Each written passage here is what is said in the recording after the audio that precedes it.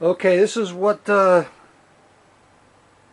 record room. Okay, um, so records are in there, and you come over here, and there's some records, and there's records in there, and there's records that go down there. They're all over in there, and you come over here, and here's some more records.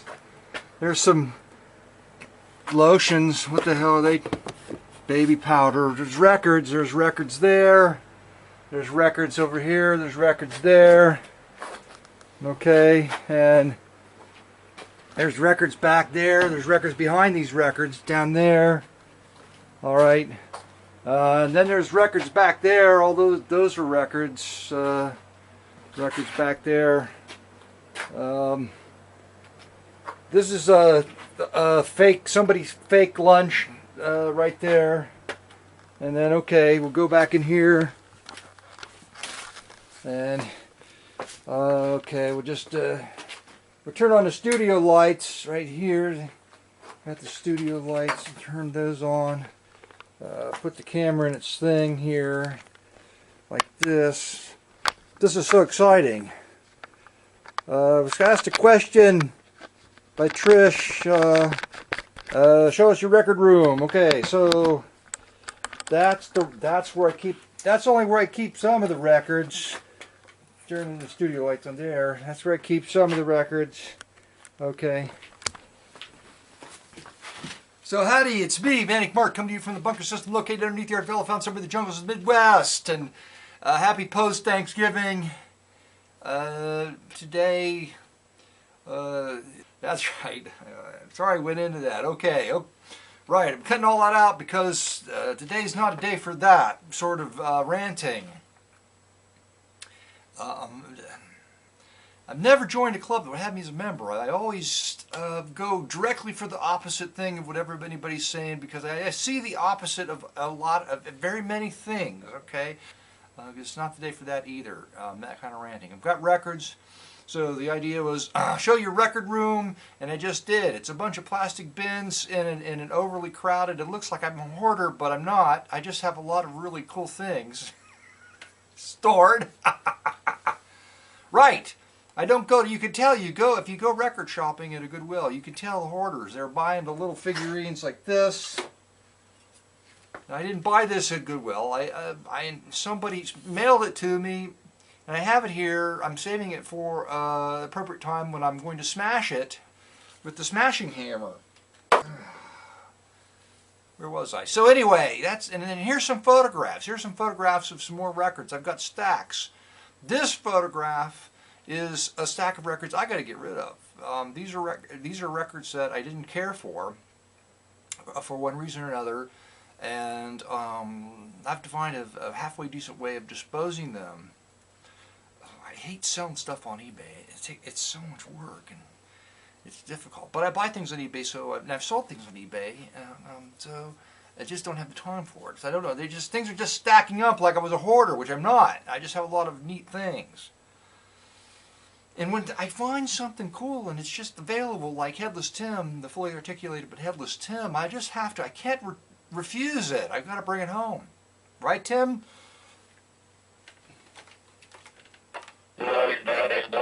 He's a computer. He's got a computer head now, so he can talk. It's Black Friday!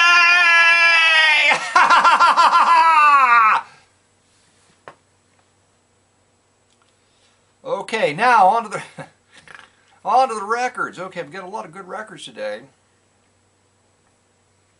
We made the news. We made the news. The mall down the street for me, not right down the street, but pretty much right down the street. I couldn't walk to it. I could walk to it, but I'd be very tired when I got there. The mall, they had to fight. It's all over now. On the news media, internet, they had to fight the Black Friday fight. I can't go into it. It just pains me. This is just all for fun. So how was your Thanksgiving, by the way? All the food was pretty good. Everybody brought something and it all tasted pretty good. I think it was like the best year ever for Thanksgiving and food. I was actually rested and in a pretty darn good mood myself. which is sort of a change for me. You know, it's like, oh, thank you. I mean, I'm so tired. I'm so tired even before we eat that I'm just like sitting there, and I don't have anything. And the room wasn't crowded. That was good. There wasn't a lot of people there, so that was cool. Anyway, all right. Do you have any other stories, like exciting stories? No, we'll just go right to the records. The exciting story was the walk through the back room. Oh, I didn't put up the photograph of the records I got to get rid of. There's a photograph of Monty, and that's what I did. Is, you know, I put a hat on him, I put a pair of binoculars, and I put a photograph of my wife in his hand. I said, hey, honey, here's Monty, the stalker pervert, and he's your very own personal stalker pervert, and because he's got the binoculars and a photograph of you, and he's, so now it's like, oh, he's creepy, she's all against him now, but just the other day, she didn't say anything, but I took that as, again, that was a mistake, taking silence as, you know, some sort of affirmative affirmation of my actions, which it's not. I should have learned that a long time ago, but didn't. Okay, go on to the records. Contrasting Colors by Kenyon Hopkins. The reason I couldn't really read that is because there's photographs inside the O's. Contrasting Colors. Okay, so what does all that mean? I could read and figure it out, but now's not the time for that, right? Okay. Rave Notice.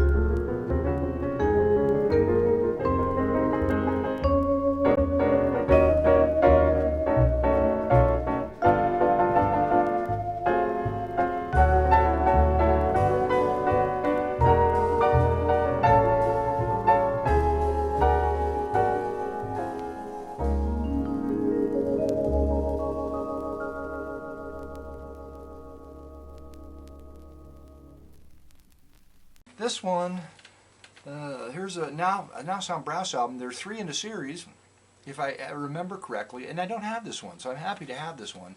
They're very good, maybe the best in the series of brass albums that was put out during that time, which was 19 and... Come on, Command, you always put the date on the back of your albums. What? Oh, ABC bought it and you stopped doing that? Oh, ABC. Anthony, Wizard of the Organ. Anthony, Wizard of the Organ. That certainly is a budget. Early stereo, Liberty Stereo album cover. Didn't spend much money on that cover, did you, Liberty? No, you didn't. And here's a fine cover. It's Joe Loco. Joe Loco and his orchestra, Happy Go Loco. Okay, they've got a couple of his albums. He didn't make very many records, 2 or 3, maybe 4, not sure, not many, but this is another one. And they're pretty good. The ones I've got are pretty darn good.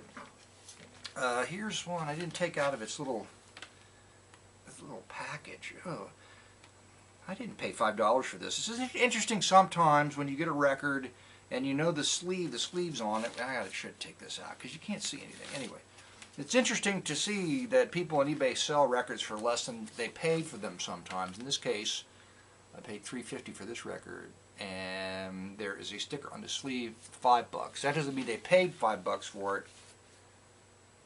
If it was a record store, maybe they were asking $5 and they couldn't get $5. I would pay $5 for it. That's just a super fun cover. I have no idea what to expect out of it, but there's congas and bongas and junk like that on it, so that could be pretty awesome.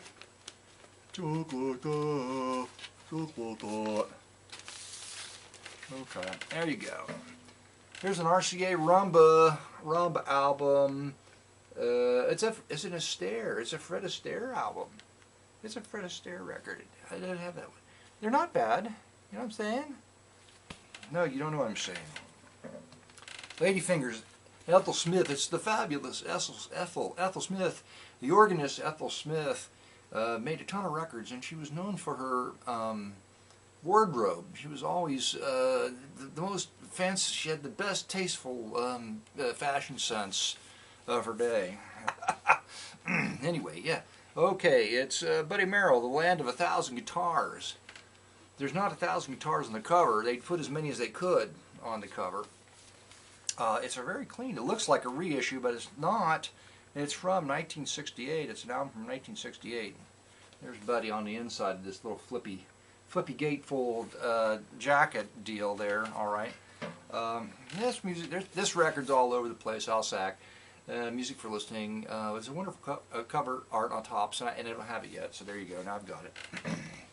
It looks like the same. Looks like the same damn cover model. Isn't that curious? David Rose, Butterfield 8, and his orchestra theme to play from soundtrack album apparently with Elizabeth Taylor. That was not Elizabeth. That's Elizabeth Taylor, and this is not Elizabeth Taylor. So you know, it's not the same person. Boy, I would have guessed maybe. No. What do you think? Very much. It's hard. Never mind. Okay, come on. Might have to chop this video up quite a bit because I'm just rattling on and on. Jazz for Lovers. This is a compilation album on MRC to include Sarah Vaughan, Tara Gibbs, Dinah Washington, blah blah blah blah blah. It's a nice cover, so I picked it up. George Aul plays for Melancholy Babies. He's playing the sax there. There he is on the back. And there he is on the cover. I didn't even have to flip it over. You can see exactly who he is. There he is in color. There he is in black and white on the back. Don Costa. Produced by Don Costa. It's Joan Castle in hi-fi. It was her accordion in hi-fi, but she's playing it, so therefore she's in hi-fi too. Joan Castle in hi-fi. Tico Tico, The Breeze and I, Diana, September Song, Cherokee, Sway, all the great ones are on this album, played by Joan Castle. And last but not least, And because it is actually on the bottom of the stack, because I put it there to save it for last, it's Deep in a Drum. It's the Eddie Cano Sextet. Eddie Cano and his Sextet. So that's like, so there's more than just, there's one more than the, anyway, he came over and started playing music here. So he's got Western sensibilities mixed in with his. I didn't read the history. Afro-Cuban rhythms, jazz and Latin and jazz. It's mixed together. Anyway, that should be fun. I'll probably feature something from that album. Man. This adult ADD has really got a hold of me today. It's hard. I'm finding it hard to focus. Black Friday.